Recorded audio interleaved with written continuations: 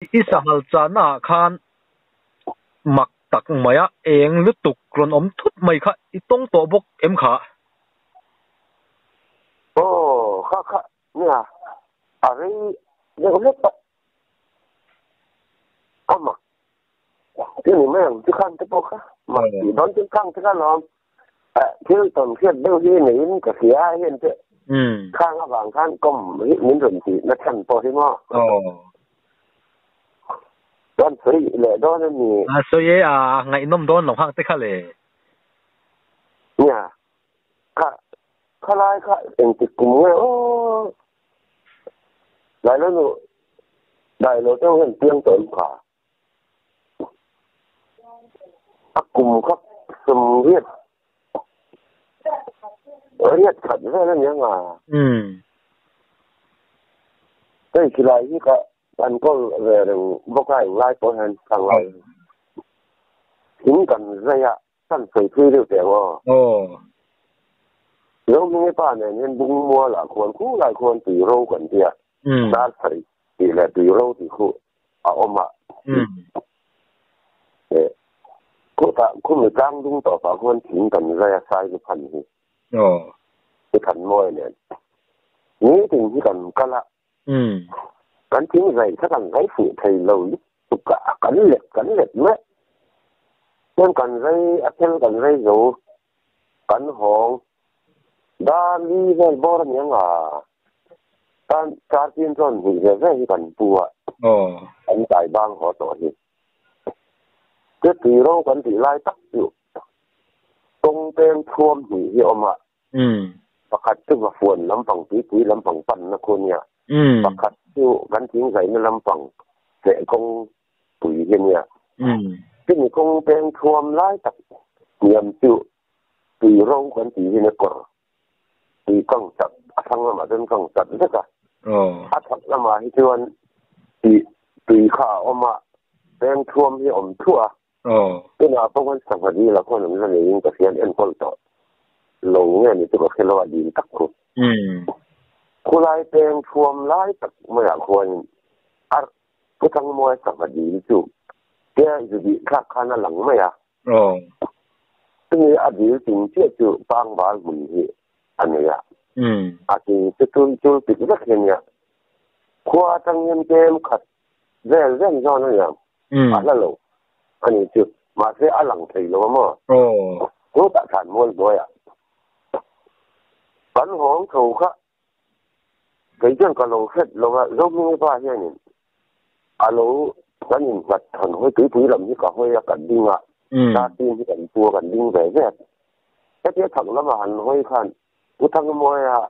ăn vào bún tính mà khan người lời gì của cùng thum này cùng gì nè cái ta cho nên khi mình hiểu thì anh tệ thì bây giờ là hơi tệ anh tệ thì còn em khác những người đột đốc thì này mau ở bên thì mình bằng được mà những đột đốc thì không khác thật là gì chắc còn nhẹ thì nào lại còn nhẹ cả thấp ta bằng rồi là gì mà rồi thì cảnh chính vậy chứ cứ tổ xuống đầu trước cấm đãมันหัวต่อคันกันอุ้มเถอะเรื่องสิหลายที่ผู้เรื่องเฮียนผู้เรื่องไปเลยภาษาขันมันเนี่ยอักละกันยิงสับแล้วก็ให้หนึ่งออกมานี่มีบุญที่เขาก็ละกันลากันจานสตากันจานเล่นเลยเขาจนจุดดารีเวลากันบานขันนี่ต่อหม้อกันเล่นเลยอาการหยุดเพ่นกันหันถูกเขาจนทิ้งเด็กรวยจนอย่างไรไหมจวนซึ่งมีแป้งทั่วมาจนกันทั่วกันอัปเดียเขาจะฝ่ายอินเอฟลึกอันเนี้ยมาตีต้นที่คนที่ละหงกายข้างด้วยท้องติดตัวที่เนี่ยมาแค่หลังเตียงก็ถูกเดือดถังเดียวอันนี้เริ่มมาอัพเห็นด้วยให้กันทั่วอันนั้นช่วงโดนละถิ่นดิ่มมาครับอันนั้นสุดเมื่ออันเนี้ยเนี่ยครับทีนี้กันทั่วหนึ่งแม่หลายมู่ค่ะที่นั่นกันถุนบ้ากับกันหูมะthì khá cho nó diện dụng cả lần tụm đòn nhiều thì cái thiệt anh còn trước đúng lúc đấy là chứ mặc gì Yan tu mo ya ka. O te. Adik chân lo he daru. Apel don dan ho ba hun ka ta ya. Ni ke ti khoi tu he ne ka mak pa ne ku than mo tu. U pasal biết những bụi nó phải hay là như nào mà rồi đa số hai cấp kia bản hồ mấy người lũ trắng mấy rồi thì cả tôi nó liền được cái tụm đòn nhỉ kia cái nhìn được bảo sự xưa rồi cái trắng thằng nào ngara đa số bậc hạt thêm cái thua cái trắng chuột tao là vậy nhưng cả hông chầu ta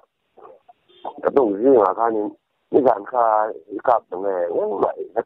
他们往内弄下去，做就真弄，不对呀，不是呀对呀，这这你要度假做呢，但是长了，但是长了看，那他那么看那种的就把俺也不看。cho anh không tên thôm lai tất cả hem cả thua tí bùi lắm ép bà hem mang ngày à thằng bùi bà gần tí mày à chứ bùi phun chứ hiểu mà vậy lắm bằng công vậy lắm bằng à tí bùi cái lòng rất à cũng bị chìm tí khua lòng rất à cho anh khá là mà khá ní để lắm mà hỏi cả thua cái chính khi đang cả thua rằng la gan rồi vì sốt sốt lá rồi tụm phúc 앞에 쭉 추가 그때 cái xuân thầu này đó thậm chí là công nghệ là mà cho nên不ทั้งว่าchẳng hạn đi lâm bằng nhất cả cái nên các tổ thế các thiên thiên ổn thiên cái chuyện ạ in là mà hiện thấy bị cũng bị động vậy thì mà azar xã thang này tâm tâm hiện nó mà rồi xứ mà thì công ty rất tiền này chưa in là mà khan ta thụt ra trong cái tổng vị ra rồi là hiện cứ thấy bị cũng thì đừng ạ nếu sang ăn chút rồi chuộc mấy tuổi nó không phải khác chuộc mấy xíu thì không có khác rồi nó thì khác rồi tết cái này là mà mi khác anh rồi nhớ là thất thì anh chuộc có một cái anh rồi chuộc thà bác sĩ là có hồi tâm đó anh làm trắng là mà chỉ có thiên thiên thì anh có không khác hết tiền in lâm bằng bằng han công phu là khác chỗ này anh ấy tụm phu cả cho nên tất nhiên là cái này thực hiện anh cho nên anh lồng về khang lai han lịch thực hiện tiền thum thật khá lắm về rồi ông thông cái này phải rồi đó mà tiền thì anh chứ anh về thông hay Africa thì anh chừng nát anh chỉ cái này làm rồi tiền khác cả húm về ran mà tất nhiên là công dung riêng thầu in lâm ban cái anh cần thấy tí bụng mà theo đó cái rồi bor công lai trong tiếng to khen rồi chứ nè các ông muốn các tân nhiều rồi thiên thiên đã thua rằng mà tôi thần môi này nè cắn sản to hàng cắn mò ngày tuần nó không xiểm tiền ra là nếu còn chun rất là các thứ là các cái sản nó kan sang al phó mà các chỗ này như là theo đó các rồi bộ khác rồi chuộc mấy ăn khan nên các kinh phí các nói rằng là cái tiền giống như ba cái tiền nói rằng là tiền dengan kading leta ikat yom lo ya katingon tia pati leta yon ati tim di jong lo wa yon kan kal nai ta ama lam pan yin lam pan yonเป็นมีเป็นทุ่มก็เป็นแล้วก็ฉุนแต่อาติทินตาอีกทีมั้งก็ไปถึงการอามาปอมจงสีเหล่าคันถ้าฉุนรั้วก็เสร็จค่ะก็ต้องข้าทิ้งต่อบุกเสียtanggal po tu andre emang katakanของทดมาอย่างกติฮะdari rel anh những cái hiện đại của rel bor anh những là cho cả hồn ta anh nhất những nhiều có mất nghe cái tiền các ngày tuổi lâu như ta nhỉ tiếng in hù mấy ổn tập tính các kia chứ các sáng nhưng các khía rồi các việc các ngày các bạn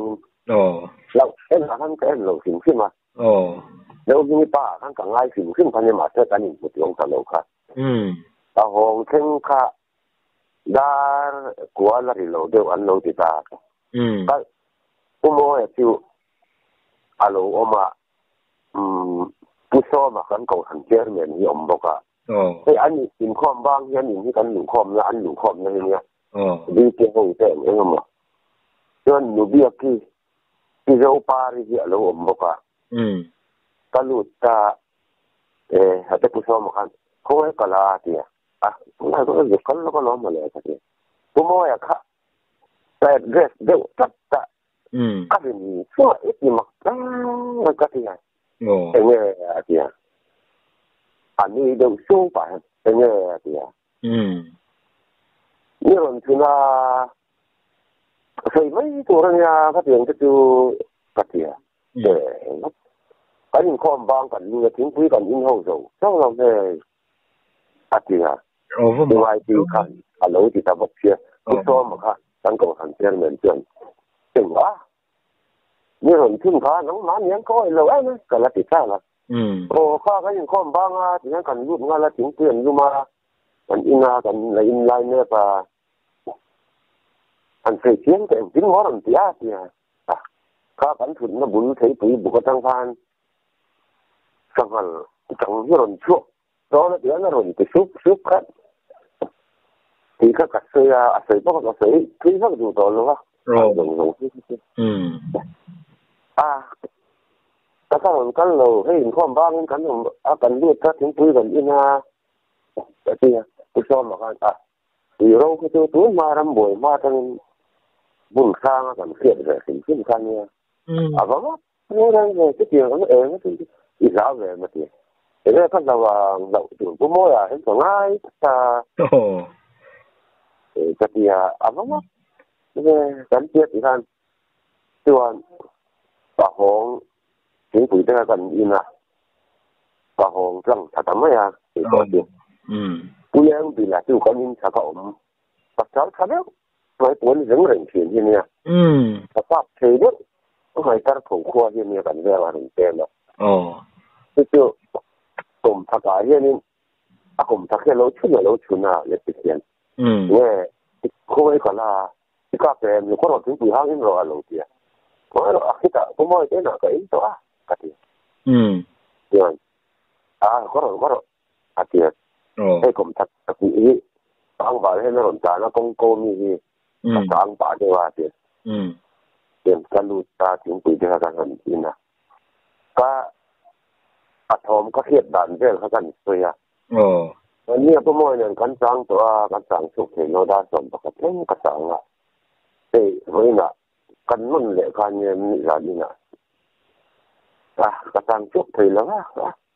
có buổi khác đó mới sao khu phân lỗ nhỉ cái gì rồi giả như nào cân lượng cái tiền hàng thọ mới thiệt cái chuyện là tiền cái thọ cái các kiểu đủ nó mà can nhưng gần tình rằng không à thọ phúc ở cái này cái chuyện đủ thật là sao phân lỗ nhỉ cái gì đã thu mà các đồng cái thu bằng cái các nghe cái chuyện đó lấy bài cái chuyện ở kia rồi ta hong thata anh nhưng đã thu mà han như rồi cái thấu tất cả như là anh chuông nghe cái chuyện nó ông bài cái gì thì lại cái kia nó trang bốc nhưng còn thì cả khăn riêng em không thì đi về bốc á cho nên những người cái thấu cái mình sâu khác buồn luôn về túi cảnh xin về vậy nhất cái gì nó chuẩn qua rồi và khai người bỗng về thế ha một con nó thấu nó hay tao kia bằng cái gì anh ta đã thum ở bên khất tọ tiệt khan anh chụp thật về khác ai phụ đen cô hiện chứ mình cứ tưởng là con ram mình này em mò artify cái gì cái phụ đen là hay đang có phát triển này tất cả các linh cái gì ซึ่งมีสักเราเป็นอินเดียเดินเห็นออกมาอันอินน้องเนี่ยกับท่านจิตจูเมื่อการผัวเขามาจัดจุดการที่มีผู้เดงอ่ะทำที่ฉันทำพอเราหรือว่าทำสักอย่างเราเอามาจนตะโกนหัวนี่เนี่ยเชื่อมันนี่ไหมอ่ะเวลาบุรุษนั้นอยู่ชัวร์ช่างนั้นบุรุษก็แบบที่มันกันปวนที่ปวนลุ่มเย็นด้วยเดินกันชินใจเลยอ่ะ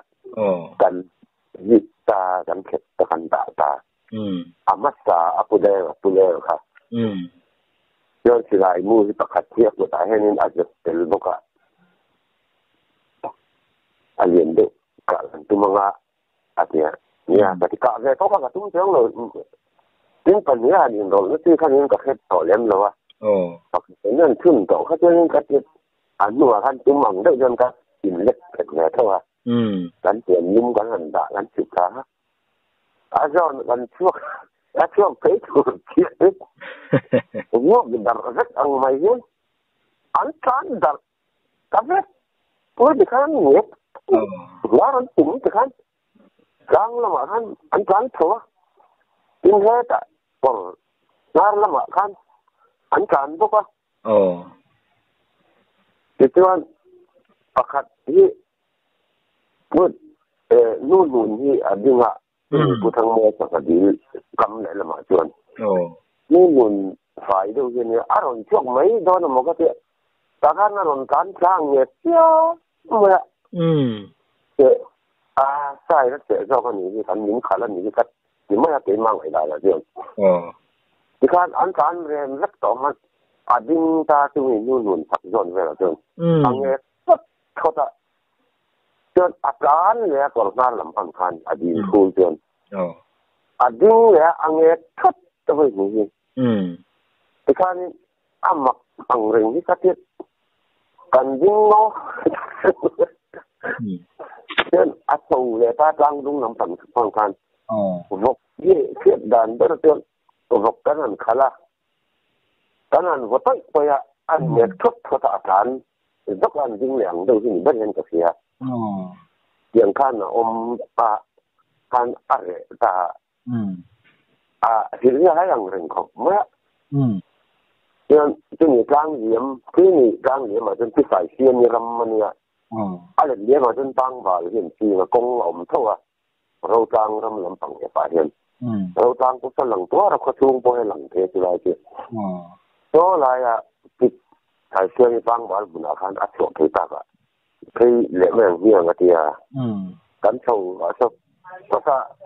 กันหันเหลี่ยมที่ค่ะคุยกับวาเดี๋ยวรวยตัว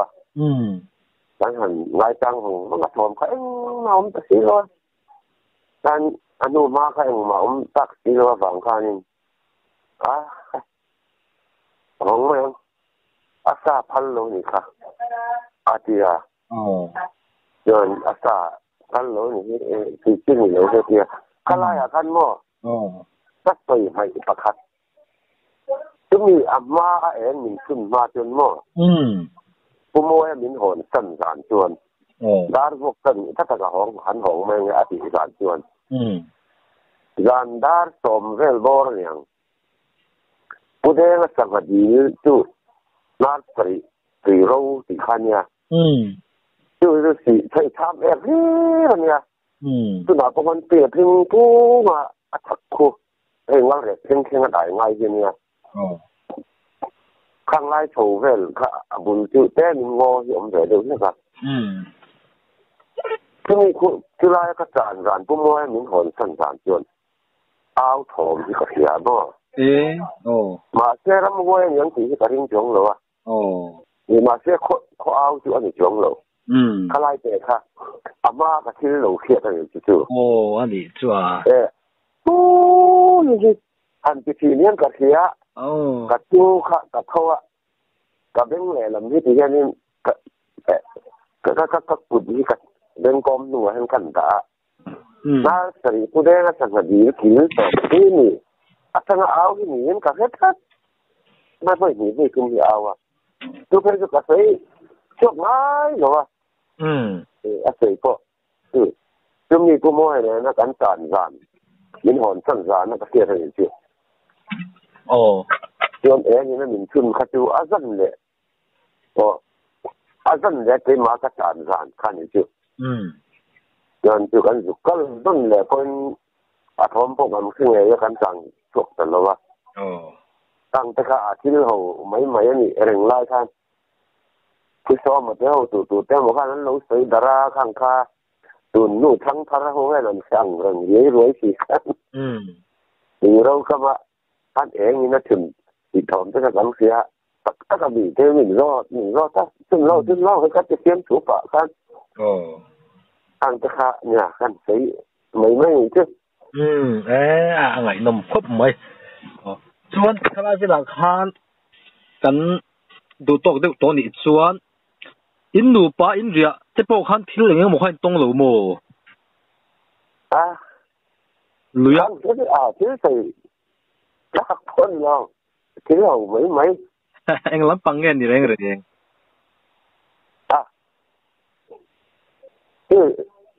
đấy đó cắn vật nó mò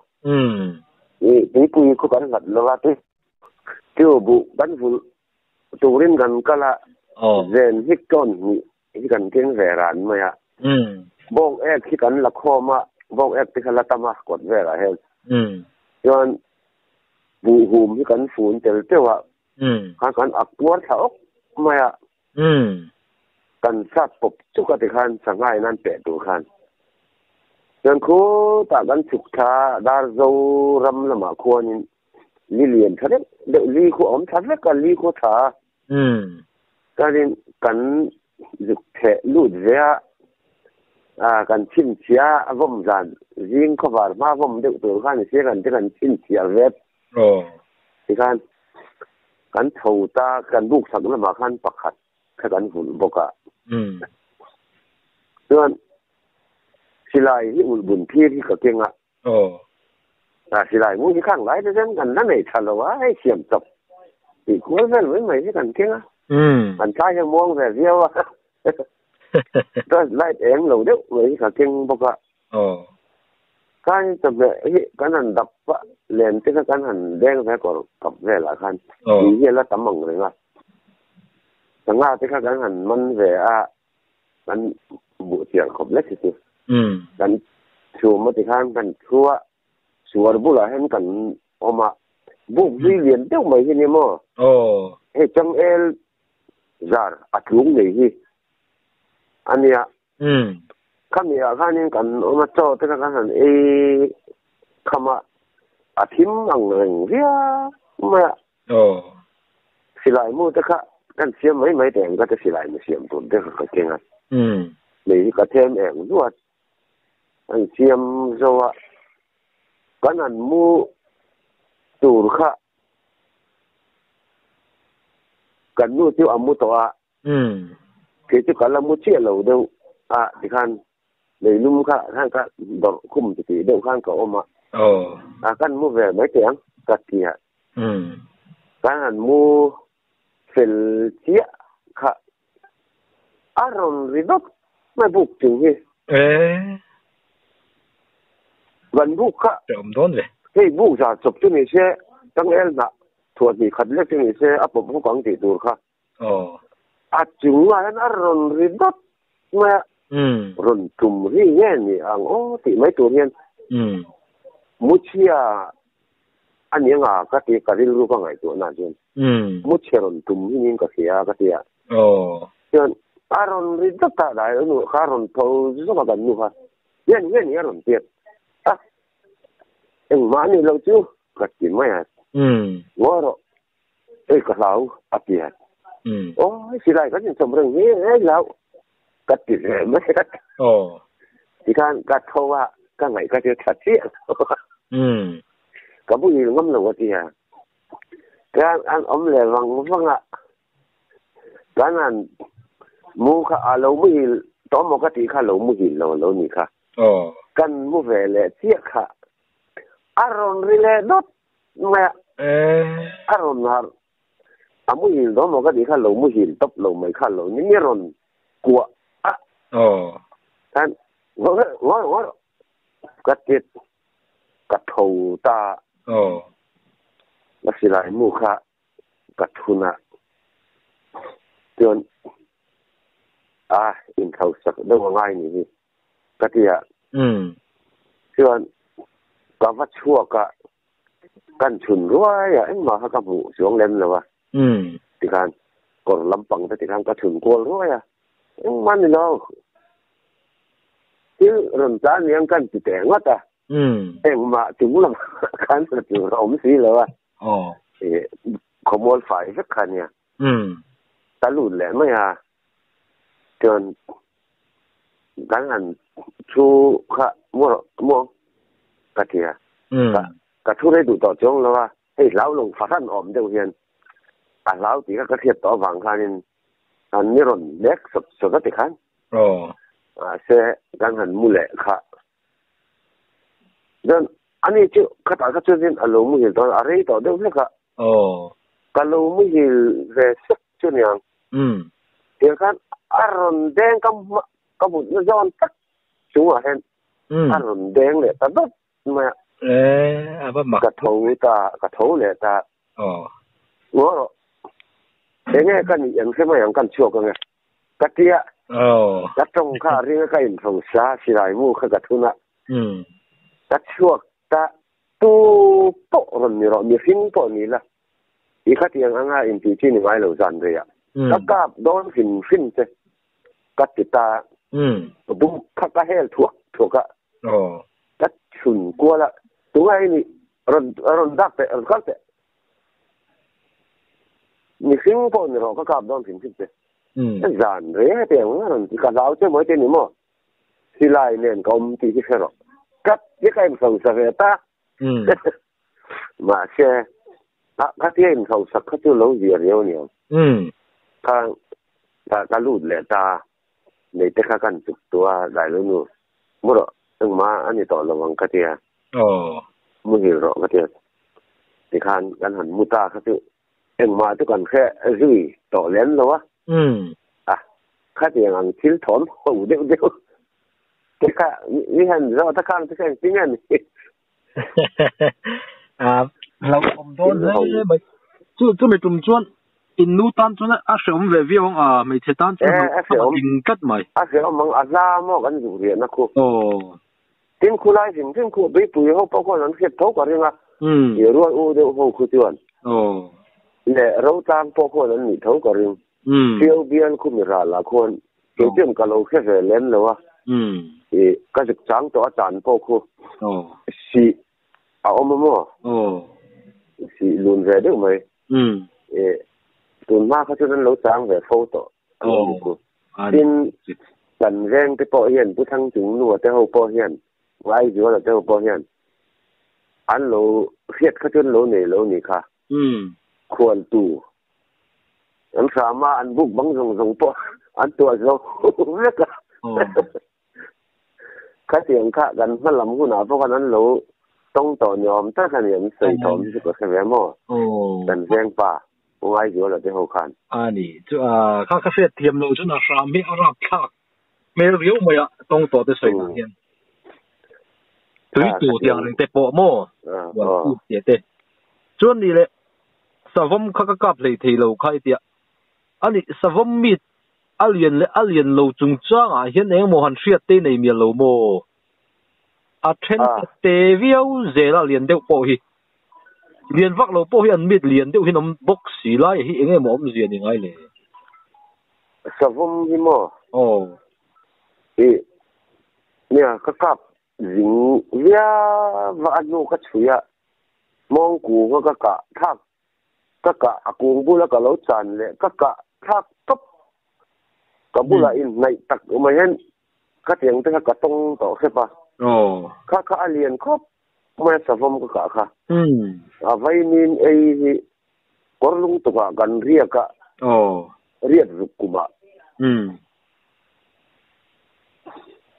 có lung tụ cả gần ria cả sao vong như chuột thì nó cũng thành mồi tất chula lâu à hen thì tùy cầm à hen kan na tăng cho là hành sang đều rất là cả hắn câu tiền cái cả hắn cả là lâu ấy lúc mai vay nhìn hi cắt chui ta buồn phi thì có cái gì lại mua một thùng chiếc cái này à yểm chụp một hạt một bụi thun lệ number one một hạt thun lệ con nuôi một hạt cả một thùng chiếc cái cái à cắn rồi thì rét thì lại thì mua theo cắn này thà lâu rét như không lại cắt lấy vợ chín ta cái tiền lâu yên cắt chui ta cắt chui ở ngoài khúc mà đổi do nên suy là cắt chui rồi là chuyên rú mà vào lì na ra hiện đa rú mà vào lì na tổ bảo khiên cho nó cái mong diện tí mấy cái ổn là dạ là giả đua chứ mi chua nên kể vũ hiện là dêm lúc mà chú hành pan ngar khá lâu nhỉ mang hùn thil tắc tắc khi cả sức lăng số đa xóm bạc khata hiện cả thinh cho sana hi ka buna ka en ka sana hi hu dik ma ka amai kan thuno no ha kan en kan som pakhat yon aku hi aron on thadu maya akak zar phuk ka zar kha nuam tu mai te mang zol to mang khan na oma tiang takhin ka han mu thei lawa tiang ka ven kan anu kha kai lon nge ya tin alo lon alo chuk le nu kha tam em mày ạ cái sản phẩm thì các hiện về đàn chân phổ vàng ạ cái chân chính cũ à một phí nè phủ lại cái nó nụ bôi thuy mà là chính cũ à các cái tán ngay là vấn đề à dễ phổ vàng à chân chính cũ là lon phí là vay miếng trả rồi như vậy chứ ắt thuật rút mấy cái hắn mua cả mấy chi này xí là vậy mau khá các lại mua khăn tên cả hàn khong ạ cú chả cả trên cả đinh ạ với mình lái cả hàn khong có ạ aron thầu rồi khá cuốn chừng mai anh thì bục ạ cho cuốn chừng khá thu ta các hàn cả con người khăn dốc mai sẽ không cả chứ anh hùng đu giờ gì mà sẽ không cả đấy rằng chứ anh hùng đu ra ý cắn cả thèn bên cắn cả phụ bên anh luộc nghe à anh luộc dữ nhà gì anh nuôi anh mà sẽ không luộc rạ thì giống riêu cái gì pan khô lẩu đi riêu à chân aron đã cả hành cáp sử dụng mà là mấy đó nó một cái gì khác là lâu khan cáp cả là khăn nó liền đẹp thế à cái bụng đâu mấy cái các chúng mình thăng đều ở chỗ nó mà aron kéo thà giúp học dur mà mình xem mà anh tiếp tục các aron chụp thà dễ là lệ là mà khăn một buổi cái cartis cái này phát hạ thì chứ cartis tầm tối thế thì một buổi cái đã dễ đã chuyện rèn cái thu nó xiêm chụp cho nên hiện nay tổ hiếu thì khăn nhìn aron hiếu mà cái lâu cáp lệ aron rút thà dốc cả cùng với lại là thal tó bà răng thal rong nhìn thua sử dụng cái hụt dur cái em rằng bùn khá dồi dào rằng bố thật xìa rồi hắn có mà thì mày nắc hết tỏ hẹn rồi cái em rằng thế cho là aron châu cái bùn xìa khăn hẹn rất là mau kì aron châu anh tin mà khăn như bùn rằng bố bộ như tìa tung trưởng lâu ra rồi nên cái châu dễ là cái em rằng xiêm chọc khá cái number extra và cả na cái tỷ lệ thì các sĩ lại muốn các sĩ lại hắn cả hành thun về đấy cả hành cáp dây tệ buông về đưa ra đưa ra thì kan thầu bả về đó để họ vắt khăn ngay tổ lên luôn cho nên cần răm việc răm mà khăn cả hóng để ta răm việc cần nhiều hàng khăn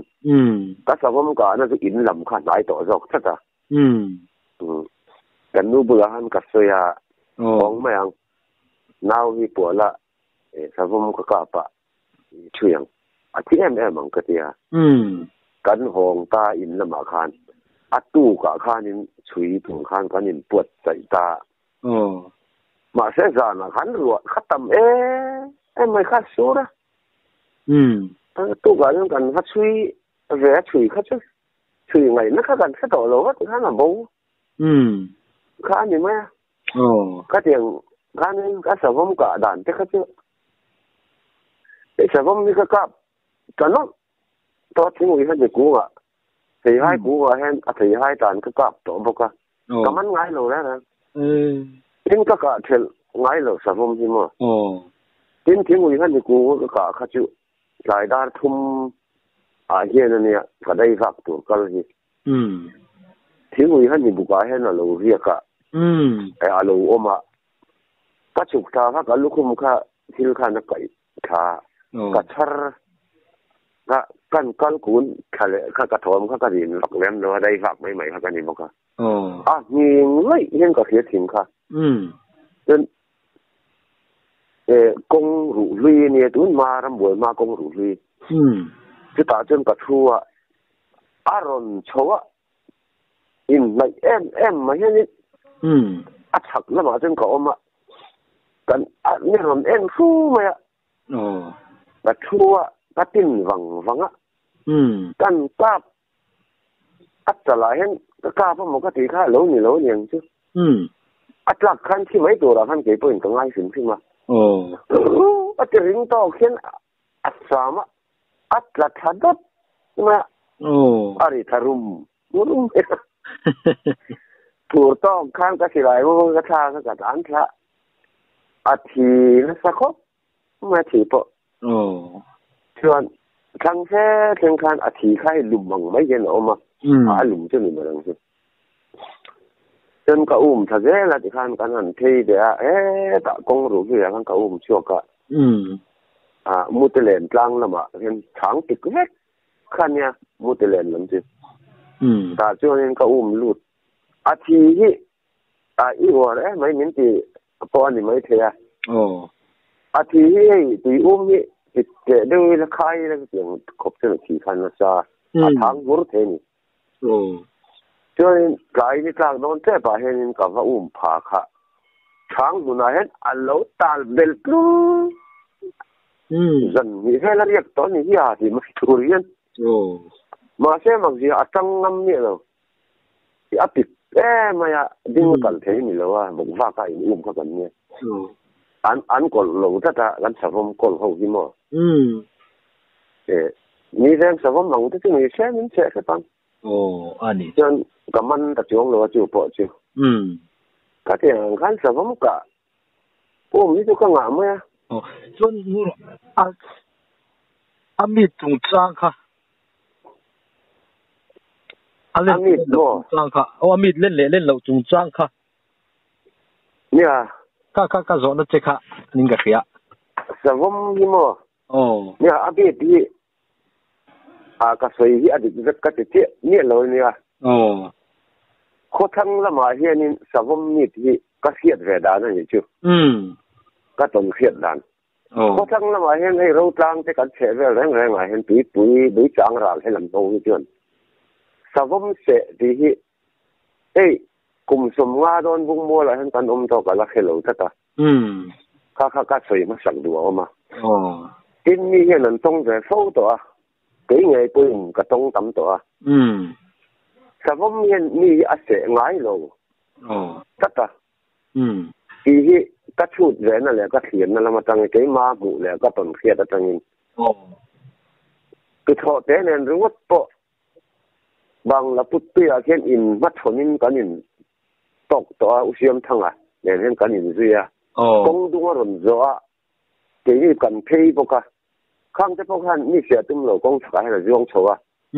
ทิ้งบุหรี่ให้เราช่วยแม่กันอินทักเห็นแม่สิไหลเก่งบอกเราหน้าจู่ข้างกันสวยก็สั่งดูเขาเอามาแต่ว่ามีที่ไอ้ข้อทั้งละมาเห็นแต่ว่ามีเย็นตักที่กันรับอยู่แล้ววะเกี่ยเชื่อกันรักเห็นแล้ววะข้อจักละมาที่เชื่อแต่ว่ามีที่บัตรตุ่มรุทุตักเงี้ยสวยดอดจุกเห็นแล้ววะไรที่